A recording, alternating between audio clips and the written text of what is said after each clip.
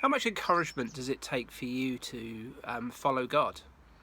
How much encouragement does it take for you to be willing to do some of the things that God might invite you to? We live in a relationship, an intimate relationship with Father, who invites us to step out of the boat and to walk with Him. For that to happen, we need to be encouraged. I was speaking to somebody at work the other day who was telling me a story that he used to work for a boss with a very old style of management, where he thought that the best way to motivate him was to effectively beat him up, to sort of be so aggressive towards him with the things that he said, to shout and scream and tell him off, and think that that would motivate him. And he said that he challenged him one day and said, "Do you really think this motivates me?" And the response was, "Well, it should." I think the reality is we now recognise that actually the power of encouragement is much greater than the power of words. I always loved Aesop's fable with the sun and the wind competing for the traveller's cloak, and how the wind battering the traveller doesn't get the cloak taken off, but rather the sun shining in all its warmth, the traveller voluntarily takes his cloak off. We've already said that words spoken over people can bring life or death. You know, words like failure, you'll never achieve anything, you're stupid, you're a disappointment. They burn something, they sear something into our soul. And for many of us, we live for years replaying the tapes in our head. We live for years with the voices speaking back to us, and find ourselves in a place where they control us, they give us fear, they sow doubt that stop us from achieving. We find ourselves often afraid to focus or afraid to go for something because of the words that have been spoken over us.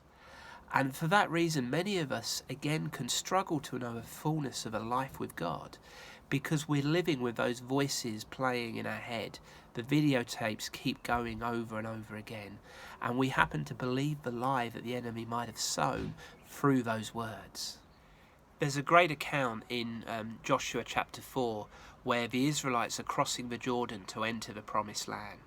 And a bit like when they left Egypt and God parted the Red Sea for Moses, Joshua takes over, and to affirm Joshua's leadership, God does the same miracle again. He parts the waters of the Jordan so that the Israelites can go through. And what they do as they do that is they stop in the middle of the river and they take 12 stones from the middle of the river and they set up a monument on the other side to remind them of God's goodness.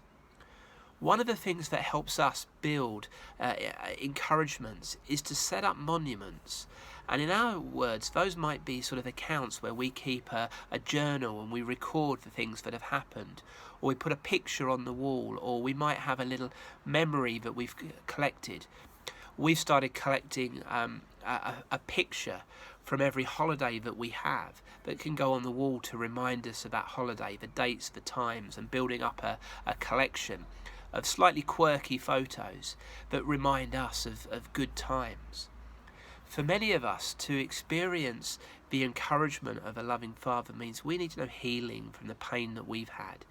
We need to break the soul ties, the unhealthy ties that hold us and control us. We need to focus on Father and hear His words speaking over us. There's that sense of not staying knocked down, but instead of, if we get knocked down 9 times, let's get up 10 and keep going. Peter, when he got out the boat, was completely focused on Jesus. He trusted Jesus, and that trust created belief. Peter believed he could. It built confidence. Peter trusted he could. It improves attitude. He was the only one willing to do it, and Jesus built his church on that. And it promotes action. Peter got out of the boat. See, encouragement does those 4 things. It creates belief, it builds confidence, it improves attitude, it promotes action. And you know what? God believes in you.